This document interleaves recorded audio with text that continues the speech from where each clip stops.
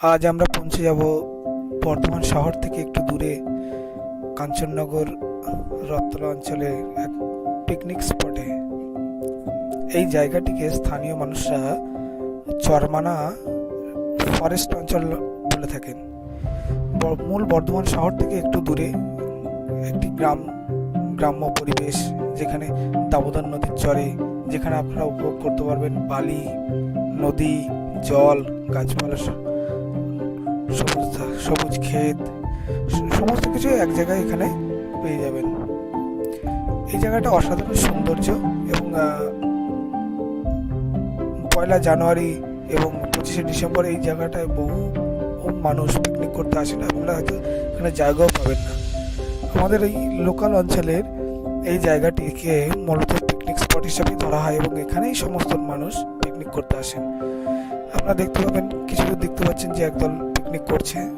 হ্যাঁ, এখানে আর কিছু দূর গেলে দেখবেন মানুষজন শহর থেকে। এখানে আপনারা শান্তিনিকেতনের সোনাঝুরি গাছ, যে জঙ্গল, সেটাকে উপভোগ করতে পারবেন। সুন্দর একটা মনোরম পরিবেশ, চারদিকে গাছ, ছোট ছোট গাছ, বেশি বড় নয়। এবং এই দেখুন একদল পিকনিক করছিল এখানে। এবার দেখুন এখানকার পরিবেশ খুবই সুন্দর এবং শহর থেকে বহু মানুষ এখানে মূলত বিকেল বা দুপুরবেলা ঘুরতেও আসেন। এই দেখুন কত সুন্দর ছোট ছোট গাছ, তার মাঝে ছোট ছোট ফাঁকা জায়গা। এখানে আপনারা সমস্ত কিছু আয়োজন করে পিকনিক করতে পারেন। এই জায়গাটা মূলত আমাদের বেলকাশ পঞ্চায়েত অঞ্চলের ভিতরেই পড়ে। এবং এই জায়গায় কাঞ্চননগরের সমস্ত অধিবাসীরা এবং বর্ধমানের শহরের থেকেও বহু মানুষ এখানেই পিকনিক করতে আসেন।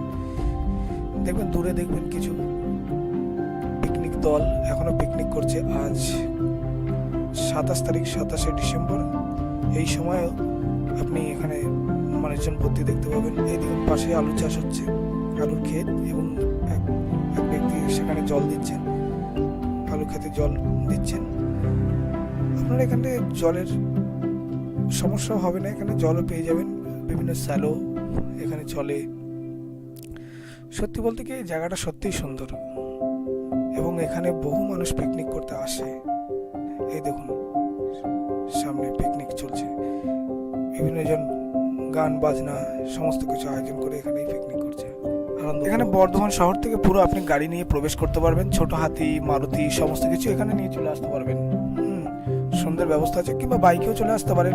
একদিন আপনারা এসে দেখেও যেতে পারেন কত সুন্দর জায়গাটা, যেখানে গান বাজনা থেকে শুরু করে সমস্ত কিছু আয়োজনও করতে পারেন। দেখেন অসংখ্য পিকনিক দল এখানে পিকনিক করছে। এই দেখুন একদল পিকনিক করছে এখানে। এরা টুম্পা সোনা নাকি গানে নাচছে। এটা তো আপনারা দেখছেন এই দামোদর তীরের উপরের জায়গাটাই। এই দেখুন আলু ক্ষেত, খুব সুন্দর আলু ক্ষেত। এখানে আলুর চাষ হয় মূলত। বর্তমানের আলু প্রচুর পরিমাণে হয়। এবার এই আমরা গাছের থেকে নিচের দিকে যাব, যেখানে আপনারা মূলত নদী দেখতে পাবেন, দামোদর নদী। এই দেখুন বালির চর, চারদিকে বালির চর। দূরে দেখতে পাচ্ছেন যে কিছু নৌকা আছে। এই বালির চরে আপনারা বালিতে হেঁটে বেরোতে পারবেন, কিন্তু এখানে আপনাদের চান করতে দেওয়া হবে না। কিন্তু এই দেখুন নৌকা যাচ্ছে। এই দেখুন নৌকাতে যাচ্ছে। আপনারা চাইলে নৌকা ভ্রমণও করতে পারেন। কিছু টাকা খরচ করলে আপনারা মূলত নৌকা ভ্রমণ করতে পারেন। দূরে দেখতে পাচ্ছেন যে এখানে বালির কাজ হচ্ছে, বালির তোলার যে মেশিন, যেগুলো বালির ছাঁকনি মেশিন বলা হয় এটাকে। এবং এই দেখুন দড়ি দিয়ে কিছু জায়গাকে ব্যারিকেড করে দেওয়া রয়েছে, যাতে আপনারা এই জলে না নামতে পারেন। কারণ এখানে বালি তোলার জন্য প্রচুর পরিমাণে গর্ত হয়ে যায় এবং এখানে বালির এই জায়গাটা, সেজন্যই এই জায়গাটাকে মূলত দড়ি দিয়ে ব্লক করে রাখা হয়েছে বা সতর্কতামূলক দড়ি দেওয়া হয়েছে। কারণ যাতে এখানে কেউ নামলে, স্নান করতে চাইলে যদি ওই গর্ত জায়গাগুলো নেমে দুর্ঘটনা না ঘটে, সেজন্যই। এবং দূরে দেখতে পাচ্ছেন একটা বাঁশের ব্রিজ তৈরি করা হয়েছে। এটা অসাধারণ একটা সুন্দর ব্রিজ। এখানে মূলত আপনারা উঠে সেলফি তুলতে পারেন, ঘুরে আসতে পারেন, নদীর ওই পার থেকে ঘুরে আসতে পারেন। ওপারে আমাদের গৌতমপুর চরমানার ওপারে আপনারা খণ্ডঘোষ পাবেন। এই দেখুন সব মানুষজনরা এই ব্রিজের, বাঁশের ব্রিজ, আপনারা হয়তো দেখবেন বাঁশের ব্রিজ, এবং জলে নেমে দেখুন অনেকে খেলা করছেন। এবং বাঁশের ব্রিজে আপনারা উঠতে পারবেন, এর জন্য কোনো আপনাদের টাকা ফাঁকা লাগবে না, এমনি স্বাভাবিকভাবেই ওঠে, সবাই উঠে এখানে সেলফি তোলা, বসা, ছবি তোলা, অসাধারণ সুন্দর লাগে জায়গাটা। দেখুন এই যে এই ব্রিজটা মূলত নদীর এপার থেকে ওপারে মানুষজন যাতায়াত করে, ওপার থেকে ওপার খণ্ডঘোষ থেকে মানুষ এপারে আমাদের উদয়পল্লী অঞ্চলে কাঞ্চননগরে এসে ব্যবসা বাণিজ্য করে, আবার কেউ জিনিসপত্র কিনতে বসে নেদারে। এবং দেখুন এইখানে কিছু কিছু বাইক চলছে, বাইকে করে যাতায়াত করা যায়। ওই দেখুন সব মানুষরা ঘুরতে বেরিয়েছেন। এখানে দেখবেন, এখানে কেউ অনেকে দেখুন সেলফি তুলছে। হ্যাঁ দেখুন খুব সুন্দর। এখানে আপনারা উঠবেন কিন্তু সাবধানে উঠবেন। হ্যাঁ ভয়ের জায়গা আছে, আপনারা পড়ে যেতে পারেন, সেটার জন্য একটু সাবধানে থাকতে হবে আপনাদের। নিশ্চয়ই মামা। হ্যাঁ দেখুন বাঁশ দিয়ে তৈরি ব্রিজ,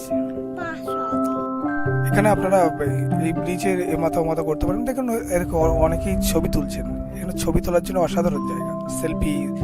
হ্যাঁ যদি আপনারা ক্যামেরা নিয়ে আসতে চান তাহলে অসাধারণ ছবি উঠবে। হ্যাঁ দেখুন বাঁশ দিয়ে তৈরি, এবং দেখুন সাইকেল নিয়েও পারাপার করছে মানুষজন, মানে সাইকেল নিয়ে এপার নদীর এপার ওপার করা যায়। আপনারা এখানে আসতে পারেন, এখানে আপনারা সমস্ত কিছু পাবেন এক জায়গায়। আপনারা জঙ্গল পাচ্ছেন, সবুজ ক্ষেত পাচ্ছেন, নদী পাচ্ছেন, বালি পাচ্ছেন, দীঘা, ছোট দীঘা বলতে পারেন। দেখুন এখানে আশেপাশে যারা পিকনিক করতে এসেছেন তারাই মূলত এখানে ঘুরছেন, জলে নামছেন, জল নিয়ে খেলছেন, কেউ কেউ নাচছেন, সমস্ত কিছু পাবেন। এই দেখুন এরা ছবি তোলার জন্য কাজে ব্যস্ত। দেখুন দূরে ছবি তুলছেন। তাহলে আপনার মোট কথা আপনারা এই শহর থেকে একটু দূরে এই পিকনিক স্পটে আপনারা আসতেই পারেন। বেশি দূর নয়, বর্ধমান শহর থেকে বেশি দূর নয়, সামান্য দূরে। আপনারা যে কোনো ব্যক্তি কাঞ্চননগর আসবেন, কাঞ্চননগর থেকে বলবেন যে চরমানা ফরেস্টে যাব, আপনারা যে কোনো ব্যক্তি আপনাকে দেখিয়ে দেবে, এবং আপনারা এখানে এসে সমস্ত কিছুর আনন্দ উপভোগ করতে পারেন।